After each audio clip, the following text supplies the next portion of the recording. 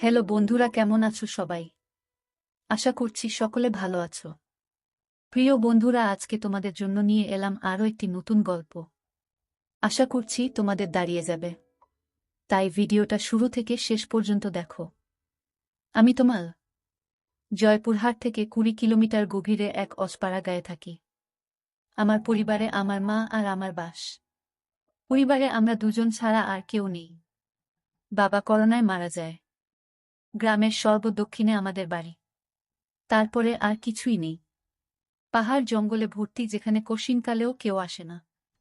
বাড়ির সাথে লাগোয়া কয়েক বিঘা জমি থাকায় আমাদের মা ছেলের সংসার কোনোমতে চলছে। বাবা মারা যাওয়ার পর পড়াশোনা বাদ দিয়ে মার সাথে মাঝে মাঝে কৃষিকাজ করি। সবজির ক্ষেত করি বলে আমরাই যা করার করি। আর আমি একটা কাপড়ের দোকান চালাই। তো দুজনের সংসার বেশ চলছে।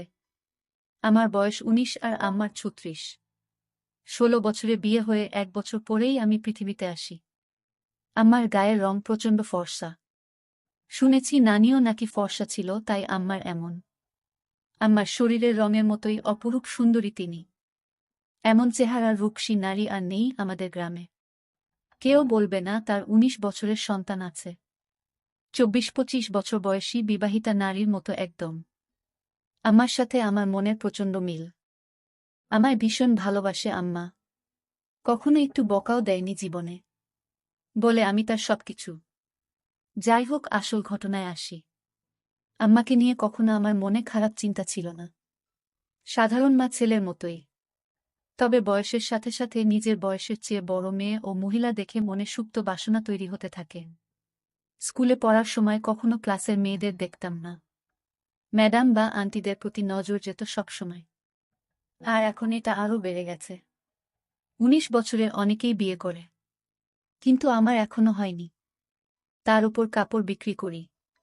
দোকানে মহিলাদের পোশাকই বেশি। খুব কষ্টে তাদের সামনে নিজেকে সামলাই। আর তার উপর গ্রামের একমাত্র কাপড়ের দোকান আমার বলে সবাই এখানেই আসে কেনাকাটা করতে। গ্রামের এমন কোনো মহিলা বা মেয়ে নেই যাদের ওই কাপড়ের সাইজ আমি জানি না। ভাগ্য ভালো হলে প্রায় মাপ নিতে গিয়ে কৌশলে হাত বুলিয়ে মনের আশ মিটাই।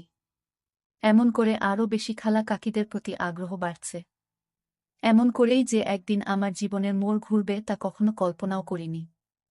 হঠাৎ এক রাতে স্বপ্নদোষ হল। মা ছেলে দুজন মানুষ, তাই একটা ঘর দিয়ে চলছি আমরা। আম্মা আমার বিপরীত পাশে একটা খাটে ঘুমায়। আমাদের মাঝে চাদরের বেড়া দেয়া। তো উঠে বসে দেখি বিছানা একদম তলিয়ে গেছে ভিজে। লুঙ্গির শুকনো অংশ দিয়ে বিছানায় ভেজাটুকু কোনোমতে মুছে টয়লেটে গেলাম। টয়লেট শেষে ঘরে ঢুকতেই হঠাৎ চোখটা আম্মার দিকে গেল। আর চোখ আটকে গেল সেদিকে। শাড়ি উপরে উঠে পায়ের কিছুটা বেরিয়ে আছে। কিন্তু এইটুকু দেখে আমার চোখ আটকে গেল। নিজের অজান্তেই কেমন একটা ঘুরে হারিয়ে গেলাম। আমিও এগিয়ে আম্মার কাছে গেলাম। আম্মা গভীর ঘুমে আছে। নিঃশ্বাসের সাথে বুকটা উঠানামা করছে। আর কেউ যেন আমার বুকে ঢাক পেটাচ্ছে। মন ভরে অধীর আগ্রহে আম্মার রূপদর্শন করছি। হঠাৎ আম্মা আর মোড়া ভাঙতে লাগল ঘুমের মাঝে। আমি দ্রুত নিজের বিছানায় এসে শুয়ে পড়ি। সারা রাত শুধু আম্মার কথা ভেবেই পার করলাম। ঘুমাতে পারলাম না। অনেকক্ষণ পরে চোখ বুজলাম। সকালে উঠে উঠোনে গিয়ে দেখি আম্মা গরুর দুধ দোহাচ্ছে। আগেও দেখেছি, কিন্তু আজ চোখে পড়ল আম্মার পিঠ অনেকটা খোলা। মসৃণ ত্বকের পিঠ দেখে সাবানের অ্যাড করা নায়িকার শখ ফেল। রাতে আম্মার সামান্য সৌন্দর্য দেখেই আমি আম্মার প্রতি নিষিদ্ধ আকৃষ্টতা অনুভব করতে লাগলাম। এটা খারাপ বা ভালো এমন কোনো চিন্তাই মাথায় আসছে না। আম্মার পেছনে দাঁড়িয়ে দেখেই যাচ্ছি। হঠাৎ আম্মা পিছন ফিরলে চমকে গেলাম দুজনেই। ছি ছি, আম্মা বুঝে ফেলল না তো? কিন্তু আম্মা বলল, কি শোনা, ঘুম ভাঙছে তোমার? বলে রাখা ভালো, আম্মা আমাকে সব সময় সোনা ডাকে, আর তুমি করেই বলে। যাই হোক, আম্মার কথায় মনে হলো না যে সে বুঝেছে আমি কি করছিলাম। আম্মা, যাও মুখ ধুয়ে আসো। খাবার দিচ্ছি। আমি, আম্মা, আজকে দুধ খাবো। আম্মা, এই দুধ খাবা? আমি মনে মনে অন্য কিছু বলতে লাগলাম। আম্মার ডাকে সম্মিত ফিরল। আম্মা, এই দুধ। মাত্র দোহাইতেছি। গরম না করলে খাবা কিভাবে? আমি এভাবেই খাবো। তুমি খাইয়ে দাও। আম্মা, আচ্ছা আসো। এই নাও পাগল ছেলে। আম্মা গ্লাসে করে দুধ ঢেলে এগিয়ে দিল। আম্মা মুচকি হেসে আমার চুল আউলে দিয়ে বলল, এখন যাও হাত মুখ ধো। খাইতে দিব। আমি হাত মুখ ধুয়ে খেতে আসলাম। এসেই বলি, আজ আমাকে খাওয়ায় দাও। আম্মা অবাক হয়ে বলল, আজ কি হয়েছে তোমার? আমি, কেন? খাওয়াই দিতে পারবা না? আম্মা, আমি কি তা বলছি নাকি? আমি, তাহলে এমন জিজ্ঞেস করো কেন? আম্মা, আচ্ছা বাবা, রাগ করো না, আসো খাওয়াই দেই। আম্মা খাইয়ে দিচ্ছে এমন সময় বললাম, আচ্ছা আম্মা, তুমি আমাকে ভালোবাসো? আমার এমন প্রশ্ন শুনে আম্মা এক প্রকার ভয় পেয়ে বলল, কি হয়েছে তোমার? আজকে এমন কেন করতেছ? শরীর খারাপ নাকি? বলে আম্মা আমায় কপালে গালে ছুঁয়ে দেখতে লাগলো জ্বর আছে কিনা। আমি, আরে কিছু হয়নি। জিজ্ঞেস করতে মন চাইল, আম্মা, তুমি ছাড়া আমার জীবনে আর কেউ আছে নাকি? তোমাকে নিয়ে আমার সব, আমার প্রাণ তুমি। নিজের জীবন থেকেও তোমায় বেশি ভালোবাসি সোনা। কিন্তু হঠাৎ এসব কেন জানতে চাইতেছ? আমি, আম্মা, তুমি আব্বা মারা যাওয়ার পর থেকে আর আগের মতো নাই।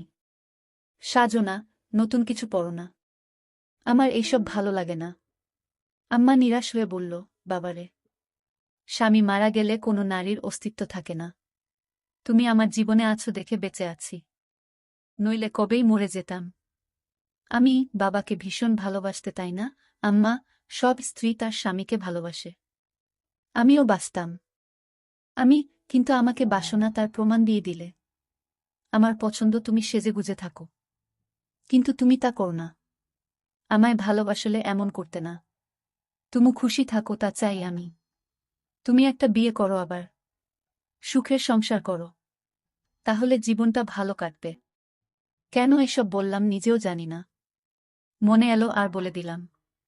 আমার কথা শেষ হতে না হতেই ঠাস করে একটা চড় পড়ল আমার গালে। আমি ব্যথার চেয়ে অবাক হয়েছি। আমার জ্ঞান হবার পর কখনো আমাকে কেউ মারেনি। মার দূরে থাক, কখনো চোখ রাঙিয়ে কথাও বলে না। কিন্তু আজ এতই রাগ হলো যে মার খেলাম। আম্মার চোখ লাল হয়ে আছে। কাঁদতে কাঁদতে বলল, নিজের বাবা মরে গেছে বলে মাকে অন্যের বিছানায় দিতে চাও? বোঝা হয়ে গেছি আমি, তাই না? আমাকে খাওয়াতে পড়াতে কষ্ট হচ্ছে। আমি চলে যাব, চিন্তা করো না। বলেই উঠে চলে গেল। আম্মা ও নিজের বিছানায় শুয়ে কাঁদতে লাগল। আমি উঠে তার কাছে গিয়ে হাজারো বার বোঝানোর চেষ্টা করলাম, কিন্তু আমার কোনো কথাই শুনল না। আম্মা, এখন আমার চোখের সামনে থেকে যাও। আমি আম্মার কথায় ভয় পেয়ে যাই। বের হয়ে যাই দোকানের উদ্দেশ্যে। রাতেও কথা বলল না। যে যার মতো শুয়ে পড়ি। হঠাৎ ঘুমের মধ্যে গালে নরম ছোঁয়া পেয়ে উঠে পড়ি। দেখি আম্মা আমার সামনে বিছানায় বসে।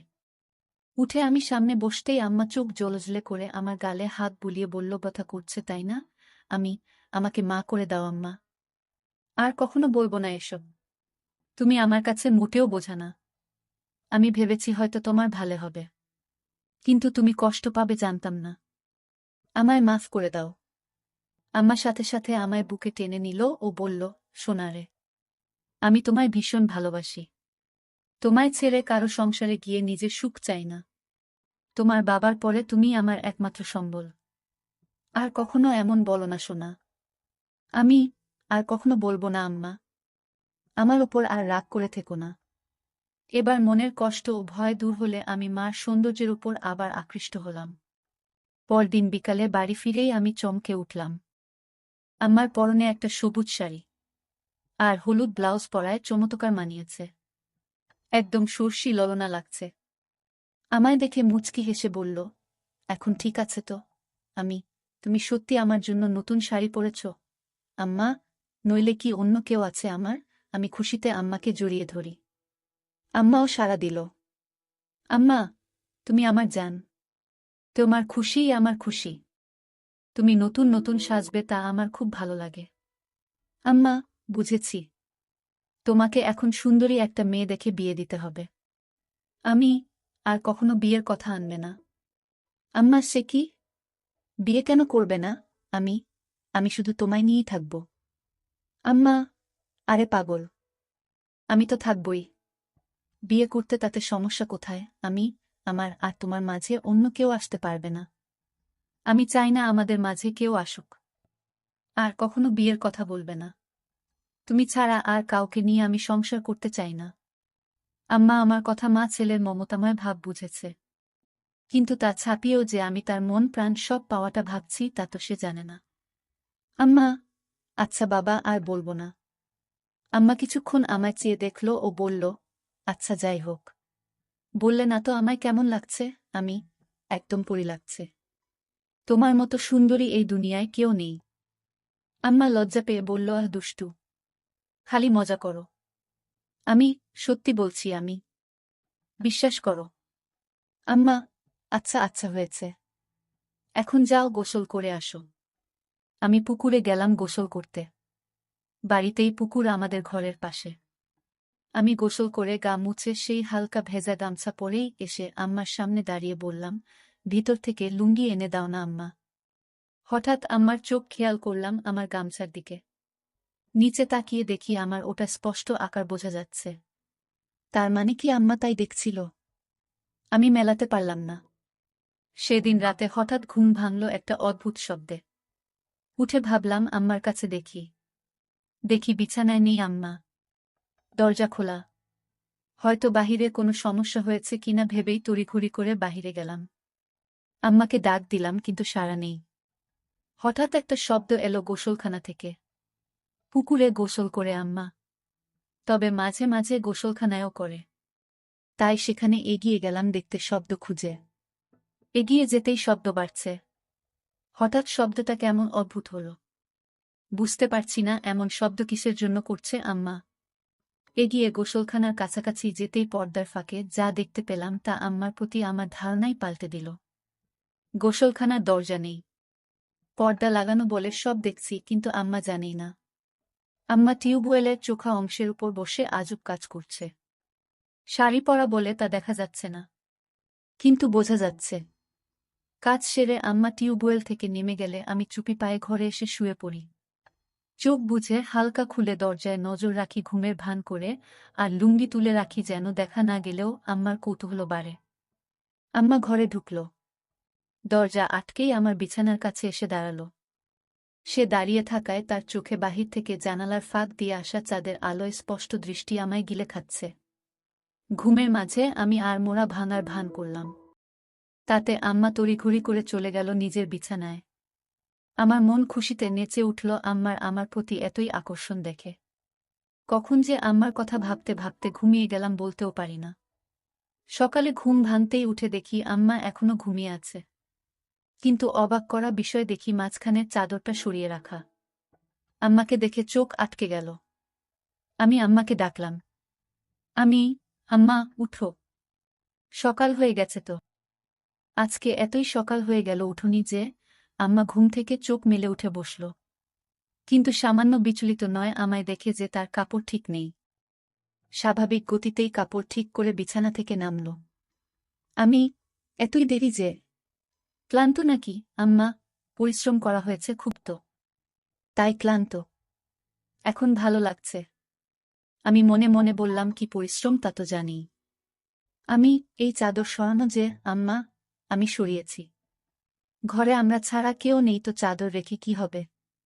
আর যে গরম পড়েছে। এভাবে চাদর থাকলে আলো বাতাস চলাফেরা করে না।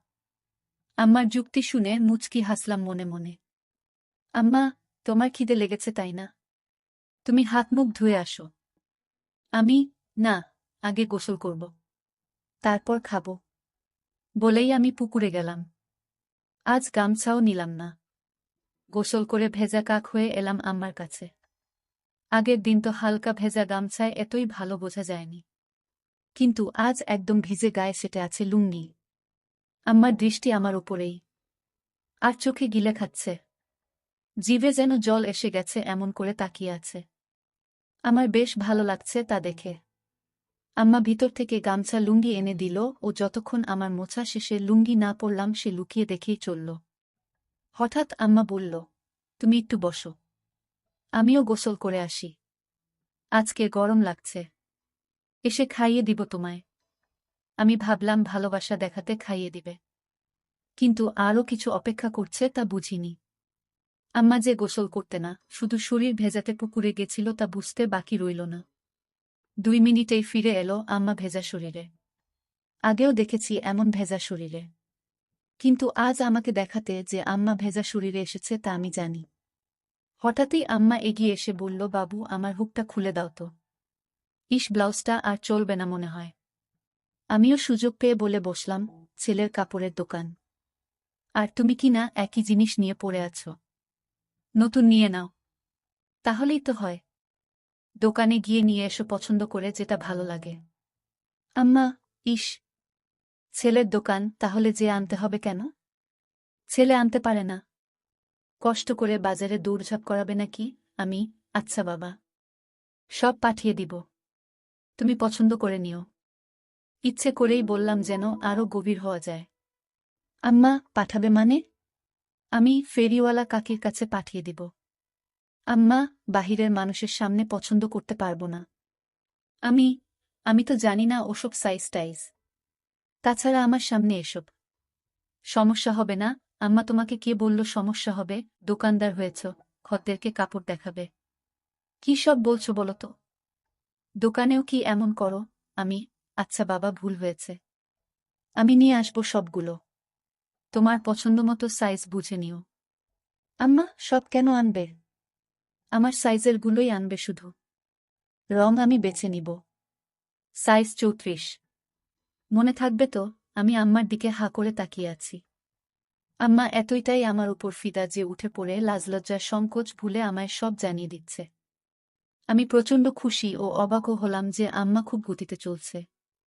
সারাদিন আম্মার কথা ভেবেই দিন পার করলাম। দোকান বন্ধ করার সময় বেছে বেছে বড় গলাওয়ালা কয়েকটা নিলাম। দোকান থেকে বের হয়েই সোজা বাসায় পৌঁছে যায়। গিয়ে দেখি আম্মা খেতে কাজ করছে। আমিও গেলাম সেখানে, কিন্তু গা মেখে গেছে ধুলোবালি ও কাদা দিয়ে। আজ কেমন অদ্ভুত লাগছে। এমন করে কাদা মাখামাখি হয় না কখনো। বাড়ির ভিতরে ঢুকতে ঢুকতে বললাম, তুমি তো কাদা দিয়ে মেখে গেছ। শাড়ি পুরো মেখে গেছে। আম্মা, কি করব বলো? এক সেট হয়ে তো কাজ করা যাবে না, তাই না? আমি অবাক হয়ে গেলাম আম্মার কথা শুনে। আম্মার দিকে হুট করে তাকাতেই আম্মা হেসে দিল। সাথে আমিও হেসে দিই। ধীরে ধীরে কেমন একটা ঘুলে মিলে যাচ্ছি দুজনে। সবজির ডালা রাখার পরে আম্মা বলল, আমার জিনিস আনছো? আমি হুম। পরে দেখো, সাইজে না হলে পাল্টায় আনব। আম্মা বলল, সাইজ হবে। বিশ্বাস আছে তোমার ওপর, বলেই মুচকি হেসে চলে গেল ঘরে। আমি বাহিরে দাঁড়ানো। একটু পরেই আম্মা ডাক দিল। ভিতরে যেতে যেতে ভাবলাম মজার কিছু হবে, কিন্তু আম্মা আমায় হতাশ করল। আম্মার হাতে একটা হলুদ শাড়ি গামছা। আম্মা, তুমি একটু বসো, আমি গোসল করে আসি, বলেই আম্মা পুকুরে চলে গেল। কিছু না ভেবেই চলে গেলাম একটু পরেই পুকুরের কাছে। ঝোপঝাড়ে গিয়ে দাঁড়িয়ে উকি মারতেই চোখ কপালে উঠে গেল।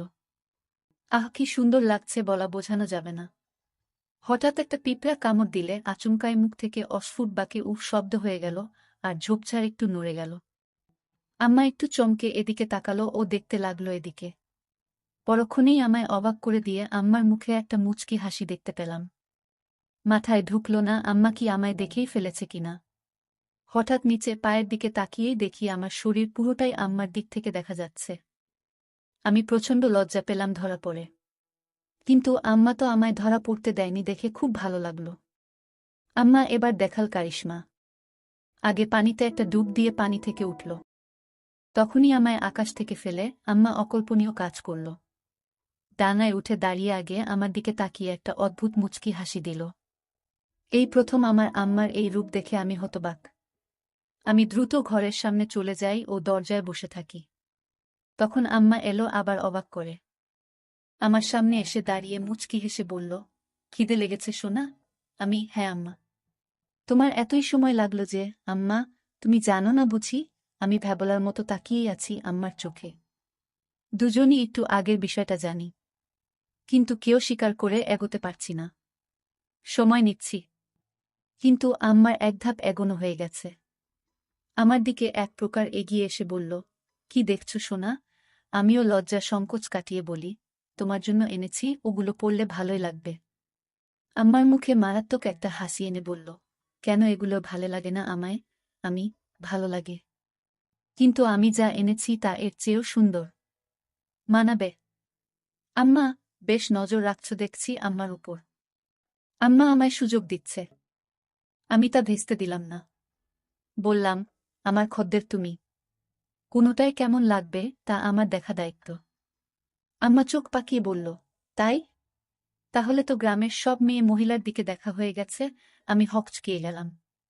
কথা সত্যি, কিন্তু বুঝলাম আম্মার খানিকটা জ্বলন হচ্ছে। তাই আরেকটু জ্বালাতে বললাম, সবাইকে কি আর দেখব? যার জন্য সাধারণ ভাবনায় যা দেখা লাগে তাই দেখি। টাকা দেয় ভালো জিনিস দিতে, বুঝে শুনে ভালোটাই দিই। আমি আমিও কি সবার কাতারে পড়ি? আমাকেও কি টাকা দিতে হবে? আমি মুচকি হেসে বললাম, যদি খদ্দের হয়েই থাকো তাহলে দিবে টাকা। আমার অধিকারে নেওয়া পাপ। তুমি কি হিসেবে চাও? ঢিল মেরেছি। এবার ঘুঘু ধরা নিজেই পড়তে চায়, তাই ঢিল নিজেই গায়ে লাগাচ্ছে। আম্মা, তা দেখা যাবে। তুমি বসো। বলেই আম্মা ভেজা শরীর নিয়ে ঘরে চলে গেল। কিন্তু দরজা খোলাই আছে। কখনো এমন করেনি, কিন্তু আজ করেছে। 2 মিনিট পরেই আম্মার হঠাৎ ডাকে ভয় পেলাম। ভাবিনি এতই তাড়াতাড়ি ডাকবে, কারণ এতই তাড়াতাড়ি কাপড় পরা হয় না। তাহলে ডাকলো কেন? আমি ভিতরে আসব? আম্মা, হ্যাঁ এসো। আমি মন ফুরফুরে করে এগিয়ে ঘরে ঢুকেই চোখ জড় হয়ে গেল। আমার মনে ঝড় উঠে গেল আমার প্রতি এতই সদয় দেখে। আম্মা আমায় নিজে থেকে দেখাচ্ছে বলে গর্বে বুকটা ভরে গেল। আমি আম্মার সামনে গিয়ে হয়ে দাঁড়িয়ে আছি। এমন সময় আম্মা গলা কেসে বলল, কি হলো দোকানদার? মাপ ঠিকই তো এনেছে দেখছি। এতই ভালো মাপ কি করে আনলে? আমিও আমার সামনে খদ্দেরদের সাথে যেভাবে কথা বলি সেরকম বললাম, এত বছর ধরে ব্যবসা করি। জানব না আম্মা, অন্যদের তো মাপ নিতে হয়। আমার লাগলো না যে আমি তোমার কি অন্যের সাথে যায়? তুমি আমার সামনে সবসময় থাকো। আগাগোড়া সবই তো দেখা আছে।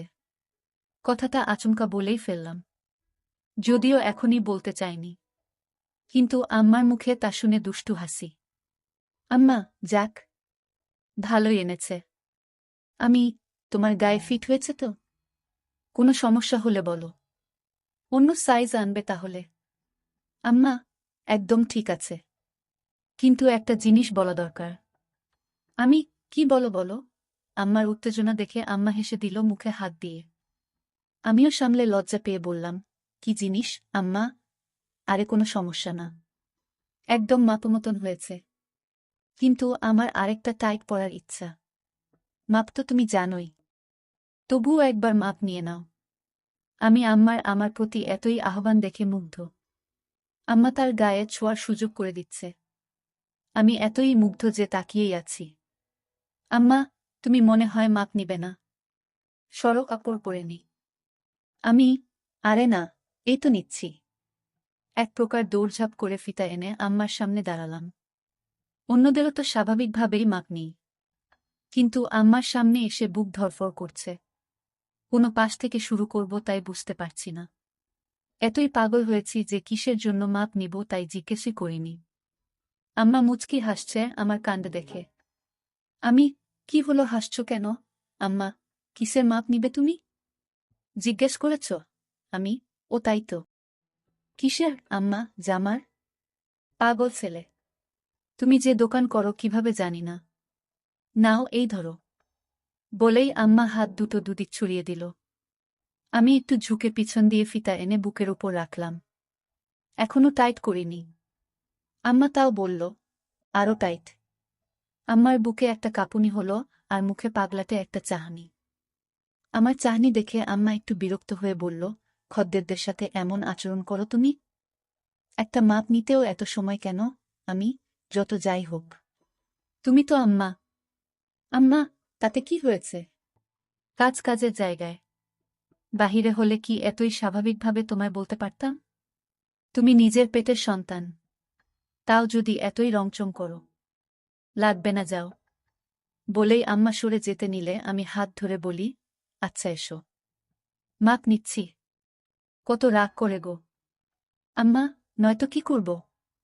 বাহিরের মানুষের কাছে গিয়ে মাপ দিব? আম্মা, আচ্ছা হয়েছে, এসো। হাত ছড়াও। আম্মা, পারব না। পারলে সরিয়ে নাও। আম্মার এই অভিমান খুব ভালো লাগল। আমি এবার সংকোচ কেটে গেলাম। তাই আমিও এগিয়ে গেলাম।